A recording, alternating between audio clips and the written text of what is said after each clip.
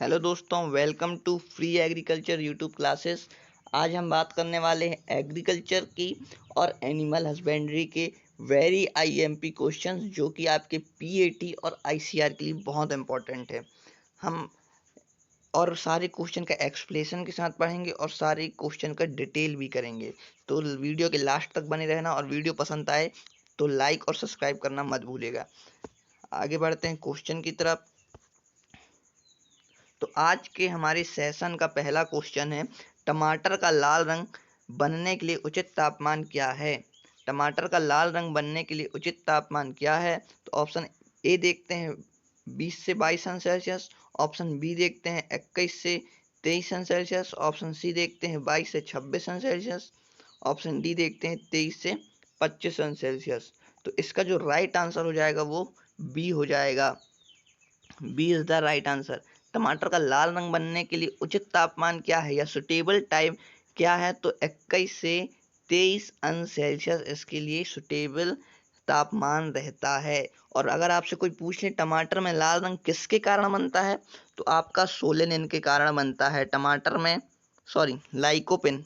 टमाटर में किसके कारण बनता है लाल रंग, तो लाइकोपिन के कारण टमाटर में बनता है। टमाटर में लाइकोपिन है ना।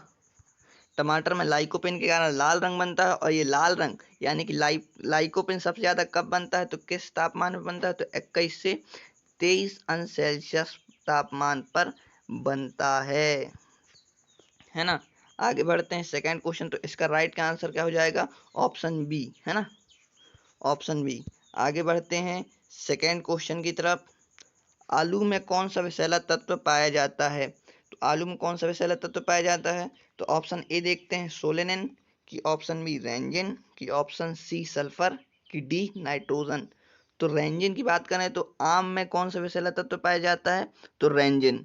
आम में कौन सा तत्व, रेंजिन है ना, आम में रेंजिन पाया जाता है। और बात कर रहे हैं आपकी सोलेनिन की, तो ये राइट आंसर हो जाएगा है ना। तो दूसरा का क्या है, आलू का विषैला तत्व कौन सा है, तो option A is the right answer. Option A is the right answer. आलू का विषैला तत्व सोलेनिन है और आम का विषैला तत्व रेंजिन है। आगे बढ़ते हैं तीसरे क्वेश्चन की तरफ। मिर्च में तीखापन किसके कारण आता है। तो मिर्च में तीखापन ऑप्शन ए देखते हैं बीज, की ऑप्शन बी टोनिन, की सी कैप्सिन, की डी सोलेनिन। तो आपको तो पता है आलू का विषैला तत्व सोलेनिन है ना, तो ये तो हो ही गई नहीं। आलू का विषैला तत्व सोलेनिन है, तो कैप्सिसिन इसका राइट आंसर हो जाएगा। Option C is the right answer. और मिर्च में तीखापन किसका नाम आता है, कैप्सिसिन। और मिर्च का वैज्ञानिक नाम की बात करें तो इसका नाम क्या है, कैप्सिकम, कैप्सिकम एनम है ना। मिर्च का वैज्ञानिक नाम क्या है, तो कैप्सिकम एनम मिर्च का वैज्ञानिक नाम होता है। और मिर्च में तीखापन किसके कारण आता है, तो कैप्सिसिन के कारण आता है। और आलू में विषैला तत्व क्या है, तो सोलेनिन है ना, याद रखना। और इनको एक कॉपी में स्टार बना के लिख लेना भाई, ये बहुत आईएमपी क्वेश्चंस हैं। आगे बढ़ते हैं चौथे क्वेश्चन की तरफ। भिंडी एक मुख्य स्रोत है। भिंडी किसका एक मुख्य स्रोत है, तो ऑप्शन ए की बात करते हैं बोरॉन, क्या कि ऑप्शन बी नाइट्रोजन, कि सी विटामिन ए, कि डी आयोडीन। तो इसका जो राइट आंसर हो जाएगा वो हो जाएगा डी। भिंडी किसका एक मुख्य स्रोत है, तो आयोडीन का एक मुख्य स्रोत क्या है, भिंडी है। आगे बढ़ते हैं पांचवें क्वेश्चन की तरफ। भारत में कीटनाशक अधिनियम कब पारित हुआ। तो भारत में कीटनाशक अधिनियम क्या पारित हुआ, तो ऑप्शन ए की तरफ देखते हैं पहला। तो भारत में 1963 में बीज निगम स्थापना हुई थी। भारत में बीज निगम की स्थापना हुई थी 1963 में है ना। 1963 में क्या हुआ, तो भारत में बीज निगम की स्थापना हुई। 1966 की बात करें तो बीज अधिनियम पारित हुआ। बीज अधिनियम कब पारित हुआ, तो 1966 में पारित हुआ है ना, अधिनियम पारित हुआ। और 1968 क्या हो जाएगा, इसका राइट आंसर हो जाएगा। भारत में कीटनाशक अधिनियम कब पारित हुआ, तो 1968 में पारित हुआ है ना, 1968 में पारित हुआ। तो इसका जो राइट आंसर होगा वो सी हो जाएगा है ना। इसका राइट आंसर क्या हो जाएगा, सी हो जाएगा। राइट इज द सी इसका राइट आंसर हो जाएगा। आगे बढ़ते हैं छठवें क्वेश्चन की तरफ। भारत में सबसे ज्यादा क्षेत्रफल में कौन सा फल लगा है, तो ऑप्शन ए देखते हैं अनार, कि ऑप्शन बी अंगूर, कि सी केला, कि डी आम। तो इसका जो राइट आंसर हो जाएगा वो हो जाएगा आम। भारत में सबसे ज्यादा क्षेत्रफल में कौन सा फल लगा है? तो आम लगा है ना। और बात करूं भारत में सबसे ज्यादा उत्पादित होने वाला फल तो कौन सा है? वो केला उत्पादित होता है। भारत में सबसे ज्यादा उत्पादित कौन सा फल होता है? तो केला होता है। याद रखना, ये दोनों क्वेश्चन कंफ्यूज करते हैं। भारत में सबसे ज्यादा क्षेत्रफल में कौन सा फल लगा है? तो आम लगा है। और उत्पादित कौन होता है? तो केला उत्पादित होता है। उत्पादित कौन होता है? केला उत्पादित होता है। और क्षेत्रफल में लगा कौन सबसे ज्यादा? आम लगा है ना। आगे बढ़ते हैं 7वें क्वेश्चन की तरफ। गुलाब किस देश का राष्ट्रीय फूल है? वेरी आईएमपी क्वेश्चन है, स्टार लगा के रख लेना भाई इसको। तो गुलाब किस देश का राष्ट्रीय फूल है? तो ऑप्शन ए चीन क्या, कि ऑप्शन बी अमेरिका, कि जापान, कि इंग्लैंड। तो भारत का राष्ट्रीय फूल क्या है? बेसिक सा क्वेश्चन। भारत का राष्ट्रीय फूल क्या है? कमल है ना। भारत का राष्ट्रीय फूल क्या है? कमल है। तो इसका जो राइट आंसर की बात करूं तो इसके दो राइट आंसर होंगे, एक बी और एक डी है ना। तो दोनों, गुलाब अमेरिका का भी राष्ट्रीय फूल है और इंग्लैंड यानी कि ब्रिटेन, दोनों का ही राष्ट्रीय फूल है। तो इसके राइट आंसर हो जाएंगे बी प्लस डी है ना। दोनों ही राइट आंसर हो जाएंगे। तो याद रखना, गुलाब किसका किसका राष्ट्रीय फूल है? तो अमेरिका का भी राष्ट्रीय फूल है और इंग्लैंड का भी राष्ट्रीय फूल है। आगे बढ़ते हैं 8वें क्वेश्चन की तरफ। विश्व का सबसे पहला ट्रैक्टर किस देश में बना? Very IMP question, new data का है। आप इसको बहुत याद रखना, क्वेश्चन पेपर में आने की बहुत बहुत ज़्यादा संभावना है। विश्व का पहला ट्रैक्टर किस देश में बना? तो ऑप्शन ए देखते हैं रूस, की ऑप्शन बी अमेरिका, की सी भारत, की डी चीन। तो इसका जो राइट आंसर हो जाएगा वो हो जाएगा अमेरिका। विश्व का सबसे पहला ट्रैक्टर कौन सा, कहाँ बना या किस देश में बना? तो भैया अमेरिका में बना। और अमेरिका में कौन सी कंपनी ने पहला ट्रैक्टर बनाया? तो फोर्ड कंपनी। कौन सी कंपनी ने बनाया? तो फोर्ड कंपनी ने पहला ट्रैक्टर बनाया और अमेरिकन में बनाया। और बात कर लें, अगर आपसे पूछ लिया किसने कि भारत का सबसे पहला ट्रैक्टर किस किस कंपनी का था? तो भारत का सबसे पहला ट्रैक्टर किस कंपनी का था? तो आइसर कंपनी का था। जो कि आपने अभी आइसर कंपनी के ट्रैक्टर देखे भी होंगे। तो इसका जो भारत में सबसे पहला ट्रैक्टर किस कंपनी का था? तो आइसर कंपनी का था। और विश्व में सबसे पहला ट्रैक्टर कहाँ बना? तो अमेरिका में बना। और कौन सी कंपनी था? तो फोर्ड कंपनी का था। और भारत में कौन सी विश्व भारत में सबसे पहला ट्रैक्टर किस कंपनी का बना? तो आइसर कंपनी का बना है ना, आइसर कंपनी का। तो इसका राइट आंसर क्या हो जाएगा? बी हो जाएगा। याद रखना, right is the B is the right answer. आगे बढ़ते हैं 9वें क्वेश्चन की तरफ। भारत में सबसे ज्यादा अंगूर उत्पादित भारत में सबसे ज्यादा अंगूर किस प्रदेश में उत्पादित होता है? तो भारत में सबसे ज्यादा अंगूर किस प्रदेश में उत्पादित होता है? तो ऑप्शन ए देखते हैं एमपी, की महाराष्ट्र, की यूपी, की छत्तीसगढ़। तो इसका जो राइट आंसर हो जाएगा वो हो जाएगा महाराष्ट्र है ना। भारत में सबसे ज्यादा अंगूर कहाँ उत्पादित होता है? तो महाराष्ट्र में होता है। आपको एक चीज और बता दूं, जो अंगूर उत्पादन होता है, कुल कुल अंगूर उत्पादन में लगभग 87% अंगूर का शराब बनाने के लिए उपयोग कर लिया जाता है ना। कुल अंगूर उत्पादन का 87% उपयोग शराब बनाने के लिए कर लिया जाता है और बाकी का खाने के लिए या फिर कुछ और अन्य कामों में लगाया जाता है। बाकी जो, जैसे कि 100%, जैसे 10 अंगूर हुए तो उसमें से 8 अंगूर शराब बनाने के लिए उपयोग कर लिए जाएंगे और 2 अंगूर खाने के लिए रखे जाएंगे। वैसे ही कुल उत्पादन में, पूरे विश्व की बात कर रहा हूँ यहाँ, पूरे कुल उत्पादन अंगूर जितना भी हुआ उसका 87% शराब बनता है और बाकी का उपयोग किया जाता है। तो बात कर लें ऑप्शन बी। तो भारत में सबसे ज़्यादा अंगूर किस प्रदेश में होता है? तो महाराष्ट्र में होता है। और अंगूर का वैज्ञानिक नाम पता है क्या आपको? तो अंगूर का वैज्ञानिक नाम है विटिस विटिस विनिफेरा। विटिस विनिफेरा है ना। विटिस विनिफेरा अंगूर का वैज्ञानिक नाम है। तो आगे बढ़ते हैं 10वें क्वेश्चन की तरफ। तो इसका B is the right answer, B इसका सही उत्तर हो जाएगा। आगे बढ़ते हैं 10वें क्वेश्चन की तरफ। विश्व का सबसे बड़ा मछली उत्पादक देश कौन सा है? तो ऑप्शन 10वां क्वेश्चन बहुत आईएमपी क्वेश्चन न्यू डाटा पर बेस है। बहुत बहुत ज़्यादा उम्मीद है कि यह आ सकता है। विश्व का सबसे बड़ा मछली उत्पादक देश कौन सा है? तो ऑप्शन ए देखते हैं ब्रिटेन, कि ऑप्शन बी चीन, कि सी भारत, कि डी रूस। तो इसका जो राइट आंसर हो जाएगा वो बी हो जाएगा। विश्व का सबसे बड़ा मछली उत्पादक देश कौन सा है? तो चीन है।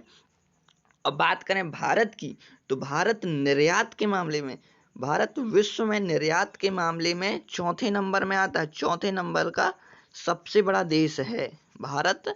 चौथे नंबर का सबसे बड़ा देश है मछली निर्यात के मामले में। और बात कर लें अगर उत्पादन के मामले में, तो भारत तीसरे नंबर में मछली उत्पादन के मामले में आता है। भारत उत्पादन के मामले में तीसरे नंबर पर आता है और निर्यात के मामले में विश्व में चौथे नंबर पर आता है। पर अभी प्रेजेंट में इसका राइट आंसर क्या होगा? मछली विश्व में सबसे बड़ा मछली उत्पादक देश कौन सा है?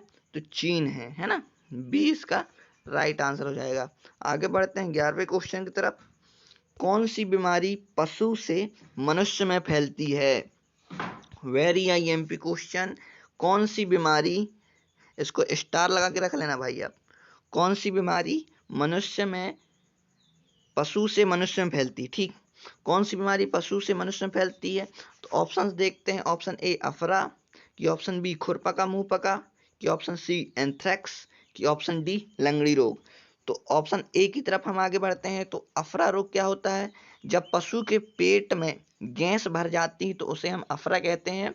और अफरा रोग किसके कारण होता है? हरे चारे या गीले चारा अगर पशु अधिक खा ले, हरे या गीले चारा अगर पशु अधिक खा ले तो उससे अफरा रोग हो सकता है। खुरपका मुंहपका की बात करें तो खुरपका मुंहपका एओसी वायरस के कारण होता है, आपको पता होगा। एओसी वायरस के कारण खुरपका मुंहपका होता है। और बात करें एंथ्रेक्स की, तो इसका राइट आंसर क्या हो जाएगा? सी हो जाएगा, है ना। कौन सा बीमारी पशु से मनुष्य में फैलती? तो एंथ्रेक्स बीमारी पशु से मनुष्य में फैलती है। और एंथ्रेक्स बीमारी का कारक क्या है? तो इसका bacillus anthracis, bacillus anthracis virus है ना, sorry bacteria, bacillus anthracis, bacillus anthracis है ना, बेसिलस एंथ्रेसिस इसका रोग कारक हो जाएगा। और बात कर रहे हैं हम लंगड़ी रोग की, तो क्लोस्ट्रेडियम सोवियाई, क्लोस्ट्रेडियम सोवियाई, क्लोस्ट्रेडियम सोवियाई इसका रोग कारक हो जाएगा। अफरा किस कारण होता है? तो गैस में पेट में हवा भर जाने के कारण, इससे यह गीला और हरा चारे के कारण होता है। खुरपका मुंहपका एओसी वायरस के कारण होता है। किसके कारण होता है? एओसी वायरस के कारण होता है। एंथ्रेक्स किसके कारण होता है? तो बेसिलस एंथ्रेसिस के कारण होता है। और लंगड़ी रोग किस कारण होता है? तो क्लोस्ट्रेडियम सोवियाई के कारण होता है। तो इसका जो राइट आंसर क्या हो जाएगा? एंथ्रेक्स हो जाएगा। कौन सी बीमारी मनुष्य से पशु में फैलती है? तो एंथ्रेक्स बीमारी पशु से मनुष्य में फैलती है। तो इसका राइट आंसर क्या हो जाएगा? सी हो जाएगा। सी इज द राइट आंसर। आगे बढ़ते हैं 12वें क्वेश्चन की तरफ। सिंचाई की टपक विधि का आविष्कार सर्वप्रथम किस देश में हुआ? तो ऑप्शन ए देखते हैं यूक्रेन, की ऑप्शन बी रूस, की ऑप्शन सी यूरोप, की ऑप्शन डी इजराइल। तो इसका जो राइट आंसर हो जाएगा वो इजराइल हो जाएगा, है ना। सिंचाई की टपक विधि यानी कि ड्रिप, ड्रिप विधि को टपक विधि भी कहते हैं। ड्रिप विधि को टपक विधि भी कहते हैं, याद रखना। वेरी आईएमपी क्वेश्चन है। सिंचाई की टपक विधि का आविष्कार सर्वप्रथम किस देश में हुआ? तो इसका आविष्कार किस देश में हुआ? तो इजराइल में हुआ, है ना। इसका राइट आंसर क्या हो जाएगा? डी हो जाएगा। D is the right answer. आगे बढ़ते हैं 13वें क्वेश्चन की तरफ। भारतीय गाय की सबसे भारी नस्ल कौन सी है? भारतीय गाय की सबसे भारी नस्ल कौन सी है? तो ऑप्शन ए देखते हैं भदावरी, की ऑप्शन बी साहिवाल, की ऑप्शन सी कांकरेज, की ऑप्शन डी मुर्रा। तो भदावरी की बात करें तो भदावरी किस से एक रिलेटेड क्वेश्चन आता है, बहुत ही आईएमपी क्वेश्चन है। किस गाय का रंग तांबे जैसा होता है? किस गाय का रंग तांबे जैसा होता है? तो भदावरी गाय का रंग तांबे जैसा होता है। और बात करें ऑप्शन बी की, तो साहिवाल से भी एक इम्पोर्टेंट क्वेश्चन आता है। किस गाय का दूध सबसे ज़्यादा मीठा होता है? किस गाय का दूध सबसे ज़्यादा मीठा होता है? तो साहीवाल गाय का दूध सबसे ज़्यादा मीठा होता है। क्यों मीठा होता है? क्योंकि इसके दूध में 5.0% लैक्टोज पाया जाता है। क्या पाया जाता है? 5.0% लैक्टोज पाया जाता है। और लैक्टोज को दूध शर्करा भी कहते हैं। लैक्टोज को दूध शर्करा कहते हैं क्योंकि यह दूध में पाया जाता है। तो आप याद रखना, साहीवाल किससे है? सबसे ज़्यादा मीठा दूध होता है। क्यों होता है? क्योंकि इसमें 5.0% लैक्टोज होता है। और लैक्टोज को हम क्या कहते हैं? तो लैक्टोज को हम दूध शर्करा कहते हैं। ठीक। ऑप्शन सी की बात करें तो कांकरेज, तो इसका राइट आंसर क्या हो जाएगा? सी हो जाएगा। भारत की सबसे भारी नस्ल कौन सी? तो कांकरेज है। ऑप्शन डी की बात करें तो मुर्रा। विश्व की, इससे मुर्रा से एक बहुत ही इम्पोर्टेंट क्वेश्चन आता है कि विश्व की सबसे ज़्यादा दूध देने वाली भैंस कौन सी है? तो मुर्रा है। क्या है? मुर्रा है। विश्व की सबसे ज़्यादा भैंस की बात कर रहा हूँ यहाँ। विश्व में सबसे ज़्यादा दूध देने वाली भैंस कौन सी है? मुर्रा है। ठीक है। और बात करें कॉकरोच की, तो ये राइट आंसर हो जाएगा। भारतीय गाय की सबसे भारी नस्ल कौन सी? कॉकरोच है ना। और भादावरी आपको पता है, तांबे जैसा रंग। तांबे जैसा रंग। साहीवाल क्या है? सबसे ज़्यादा मीठा दूध। मीठा दूध किस कारण आता है? तो लैक्टोज के कारण आता है। और लैक्टोज कितने परसेंट होता है? 5% होता है। आगे बढ़ते हैं 14वें क्वेश्चन की तरफ। पीली क्रांति संबंधित है। तो ऑप्शन ए देखते हैं, खाद्यान्न उत्पादन से, कि ऑप्शन बी दलहन उत्पादन से, कि ऑप्शन सी तेल उत्पादन से, कि ऑप्शन डी उर्वरक उत्पादन से। तो ऑप्शन ए की बात करें तो ऑप्शन ए हरित क्रांति से संबंधित है। खाद्यान्न उत्पादन किससे संबंधित है? तो हरित क्रांति से संबंधित है। दलहन उत्पादन भी हरित क्रांति से संबंधित है। तो इसका जो राइट आंसर क्या होगा? सी होगा। पीली क्रांति किससे संबंधित है? तो ऑप्शन सी तेल से संबंधित है, या तेलीय पदार्थों से, या तेलीय पदार्थों से संबंधित है। पीली क्रांति किससे संबंधित? तेली क्रांति। उर्वरक उत्पादन बात करूं तो उर्वरक धूसर क्रांति भी कहते हैं और भूरी क्रांति भी कहते हैं उर्वरक उत्पादन को, है ना। धूसर या उर्वरक या भूरी क्रांति भी कहते हैं। तो इसका राइट आंसर आपको फिर से बता दूं, खाद्यान्न हरित क्रांति, दलहन भी हरित क्रांति, तेल पीली क्रांति, उर्वरक भूरी या धूसर, भूरी या धूसर क्रांति, है ना। तो इसका राइट आंसर क्या हो जाएगा? ऑप्शन सी तेल इज द राइट आंसर। तेल उत्पादन से पीली क्रांति संबंधित है। आगे बढ़ते हैं 15वें क्वेश्चन की तरफ। अमरूद की बीज रहित किस्म कौन सी है? वेरी आईएमपी क्वेश्चन, याद रखना। ये क्वेश्चन अभी तक क्वेश्चन में आया नहीं है, तो इसके आने की संभावना बनती है। अमरूद की बीज रहित किस्म कौन सी है? तो ऑप्शन ए देखते हैं, समौती, कि ऑप्शन बी वैहत कोकोनट, कि ऑप्शन सी सिंधु, कि ऑप्शन डी नीलम। तो ऑप्शन ए की बात करें तो ऑप्शन ए तो मौसमी, मौसमी की बीज रहित किस्म है। मौसम्बी आपने सुना होगा, नींबू वर्गीय फसल है। मौसमी की समौती बीज रहित किस्म है। बात करें बेहद कोकोनट की, तो ये इसका राइट आंसर हो जाएगा, है ना। अमरूद की बीज रहित किस्म कौन सी है? तो इसका जो राइट आंसर हो जाएगा, बेहद कोकोनट अमरूद की बीज रहित किस्म है। बात करूं सिंधु की, तो सिंधु किसकी बीज रहित किस्म है? तो आम की बीज रहित किस्म है। सिंधु किसकी बीज रहित किस्म है? तो आम की बीज रहित किस्म है। बेहद कोकोनट किसकी बीज रहित किस्म है? तो अमरूद की बीज रहित किस्म है। और समोती की बात करूं तो यह मौसमी की बीज रहित किस्म है। आगे बढ़ते हैं 16वें क्वेश्चन की तरफ, जो कि वेरी आईएमपी क्वेश्चन है। भारत में हरित खाद के लिए उपयोग की जाने वाली फसल कौन सी है? भारत में हरित खाद के लिए उपयोग की जाने वाली फसल कौन सी है? तो ऑप्शन ए देखते हैं, सनई, कि ऑप्शन बी ढैंचा, कि ऑप्शन सी मक्का, कि ऑप्शन डी दूब, है ना। तो इसका ऑप्शन ए देखते हैं, सनई। तो सनई विश्व में हरी खाद बनाने के लिए सबसे ज़्यादा प्रसिद्ध है सनई, है ना। संसार में सबसे ज़्यादा हरी खाद बनाने के लिए कौन प्रसिद्ध है? तो सनई प्रसिद्ध है। और भारत में सबसे ज़्यादा हरी खाद बनाने के लिए कौन प्रसिद्ध है? तो ढैंचा प्रसिद्ध है। तो इसका राइट आंसर क्या होगा? बी हो जाएगा। B is the right answer. Bharat में हरी खाद बनाने के लिए फसल कौन सी है? तो ढैंचा सबसे ज़्यादा प्रसिद्ध है भारत में, और विश्व में सबसे ज़्यादा क्या प्रसिद्ध है? तो सनई प्रसिद्ध है, ये विश्व में प्रसिद्ध है। और भारत में सबसे ज़्यादा क्या प्रसिद्ध है? तो ढैंचा प्रसिद्ध है। और मक्का की बात करूँ, मक्का का वैज्ञानिक नाम क्या है? तो जिया मेज है। जिया मेज मक्का का वैज्ञानिक नाम है। और बात कर लूँ अगर डी ऑप्शन की, तो डी का वैज्ञानिक नाम क्या है? साइनोडॉन डेक्टालॉन। वैज्ञानिक नाम यानी धूप का वैज्ञानिक नाम क्या है? तो साइनोडॉन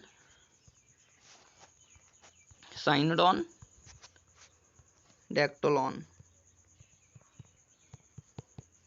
साइनोडॉन डेक्टालॉन धूप का वैज्ञानिक नाम है। बात करूं मक्का की, तो जिया मेज इसका वैज्ञानिक नाम है।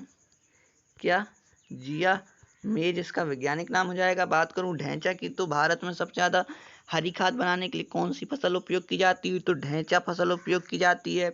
बात करूं सनई की, तो सनई विश्व में सबसे ज़्यादा कौन सी हरी खाद बनाने के लिए उपयोग की जाती है? तो विश्व में सबसे ज़्यादा सनई का उपयोग किया जाता है। बात करें 17वें क्वेश्चन की तरफ, मुर्गी पालन किससे संबंधित है?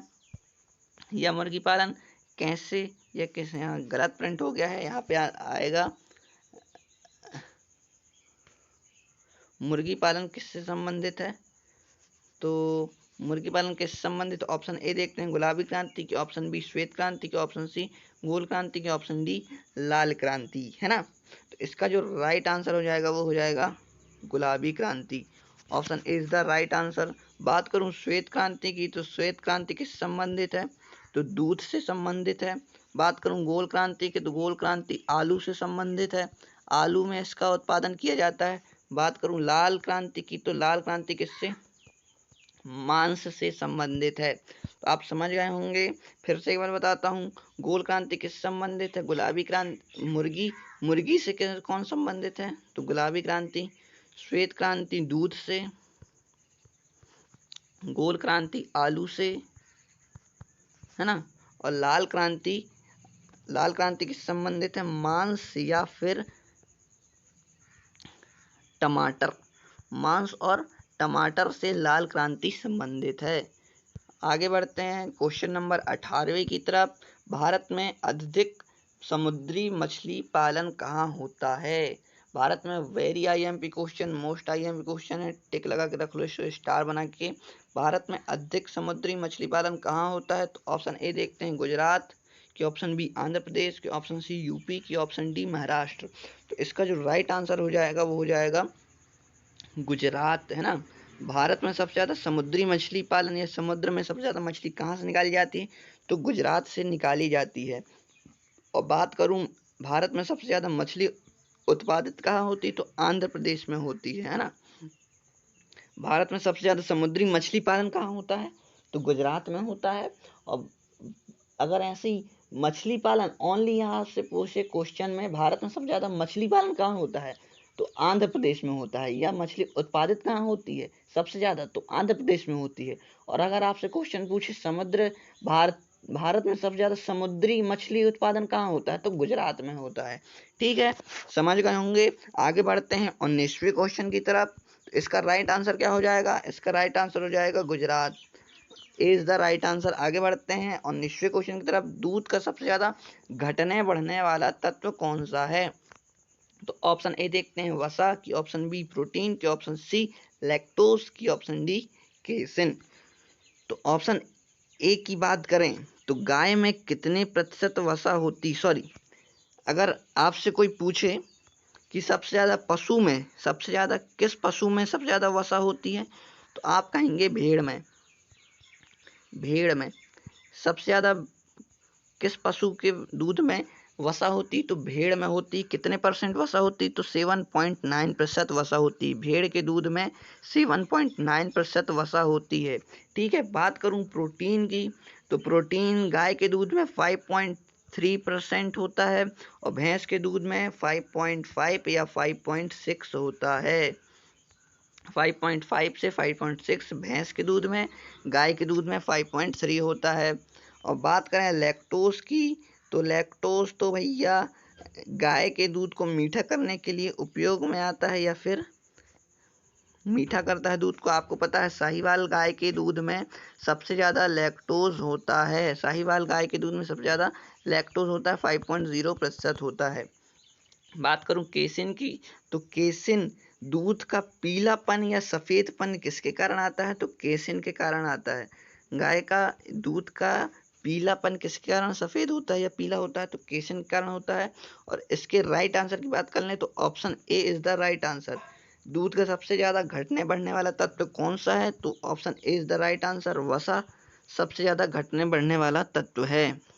आगे देखते हैं 20वें क्वेश्चन की तरफ। साइलेज बनाने के लिए सर्वोत्तम फसल कौन सी है?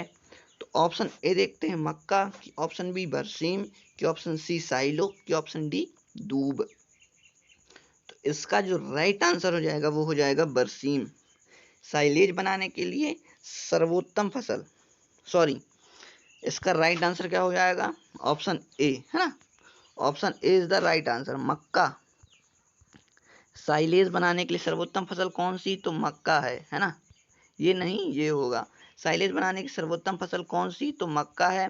और हे बनाने के लिए सर्वोत्तम फसल कौन सी है? तो बात करूं हे बनाने के लिए सर्वोत्तम फसल कौन सी है? तो बरसीम, है ना। हे बनाने के लिए सर्वोत्तम फसल कौन सी? तो बरसीम है।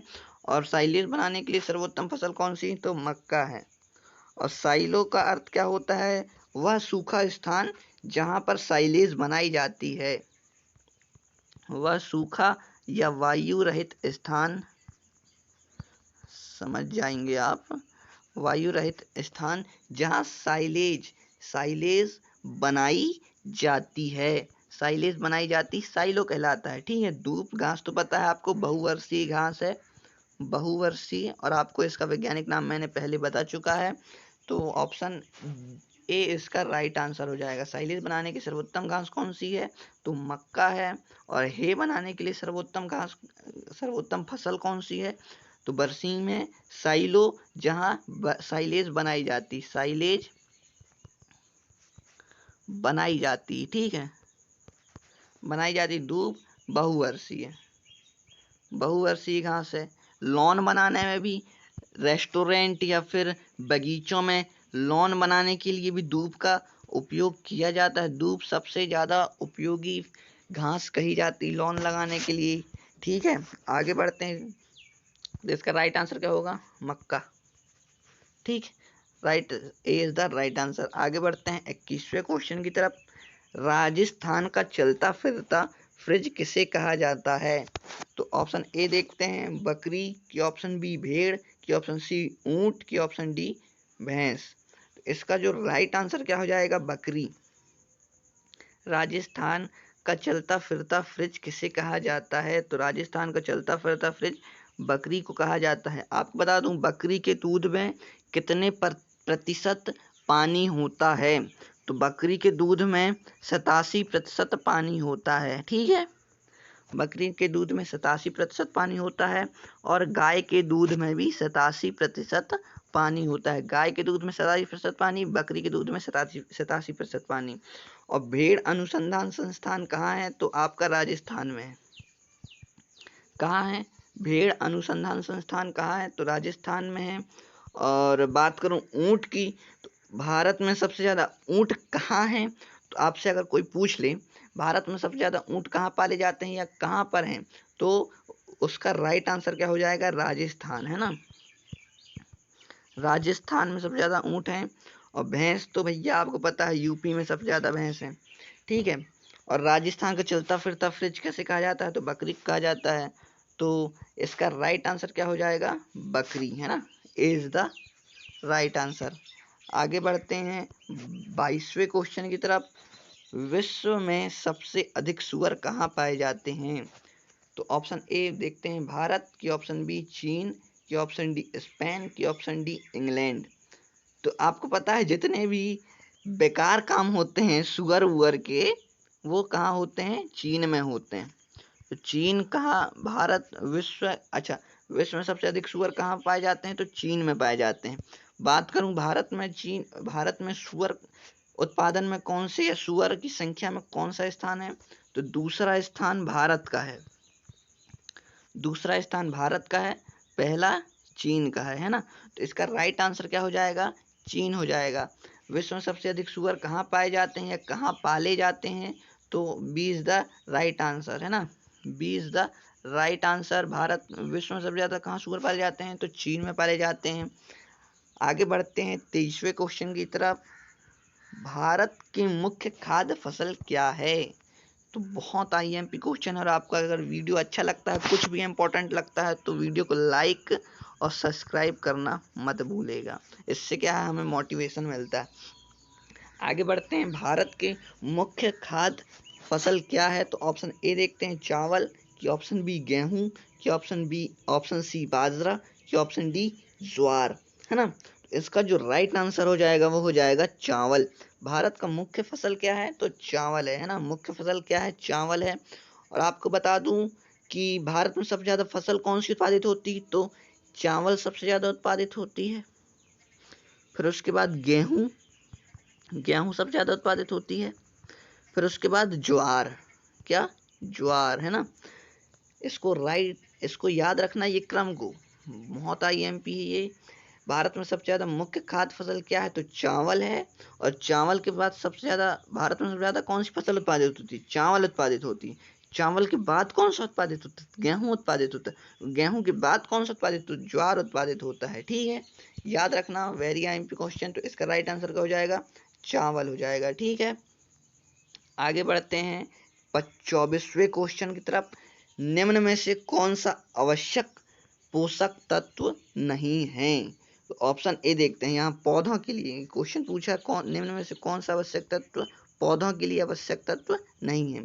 तो ऑप्शन ए देखते हैं, नाइट्रोजन, की ऑप्शन बी फास्फोरस, की ऑप्शन सी पोटेशियम, की ऑप्शन डी सोडियम।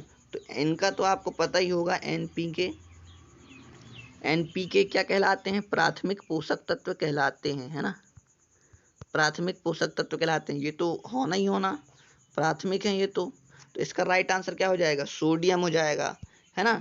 तो राइट आंसर क्या हो जाएगा, sodium, D is the right answer. निम्न में से कौन सा पोषक तत्व नहीं है, आवश्यक पोषक तत्व कौन सा नहीं है, तो सोडियम नहीं है। बाकी ये तो इम्पोर्टेंट है, मिट्टी को सबसे ज़्यादा किसकी ज़रूरत होती है, नाइट्रोजन की ज़रूरत होती है। इससे एक और क्वेश्चन आता है, मध्य प्रदेश की मृदा, मध्य प्रदेश की मृदा में किस तत्व की सबसे ज़्यादा कमी होती है। तो किस तत्व की सबसे ज़्यादा कमी होती है, तो नाइट्रोजन की सबसे ज़्यादा कमी होती है। ठीक है, और ये तीनों में अगर सबसे ज़्यादा इंपॉर्टेंट कौन है, तो नाइट्रोजन है। ये तीनों में सबसे ज़्यादा एनपीके में सबसे ज़्यादा मजबूत या फिर कहें आवश्यक कौन है, तो N2 सबसे ज़्यादा अपना आवश्यक पोषक तत्व है ना। तो और मध्य प्रदेश की मृदा में कौन सा तत्व की कमी सबसे ज़्यादा पाई जाती है, तो N2 की कमी पाई जाती है। फिलहाल तो इसका राइट आंसर क्या हो जाएगा, D, D is the right answer, है ना। आगे बढ़ते हैं 25वें क्वेश्चन की तरफ, और ये हमारे सेशन का लास्ट क्वेश्चन है। दूध किस तत्व का दुर्बल स्रोत है। ऑप्शन ए देखते हैं, दूध किस तत्व का दुर्बल स्रोत है। ऑप्शन ए आयरन, की ऑप्शन बी वसा, की ऑप्शन सी प्रोटीन, की ऑप्शन डी विटामिन, है ना। तो बात करें हम, इसका राइट आंसर क्या हो जाएगा, आयरन, आयरन यानी कि लोहा, है ना।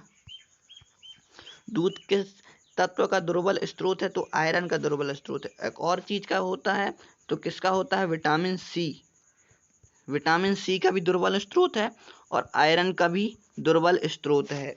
दोनों का दुर्बल स्रोत है दूध, इसलिए विटामिन सी और आयरन वाले पेशेंट को दूध रिकमेंडेड नहीं किया जाता है। तो इसका राइट आंसर क्या हो जाएगा, आयरन हो जाएगा। तो इज द राइट आंसर। आज के सेशन में इतना ही। अगर वीडियो पसंद आया हो तो लाइक और सब्सक्राइब करना मत भूलेगा।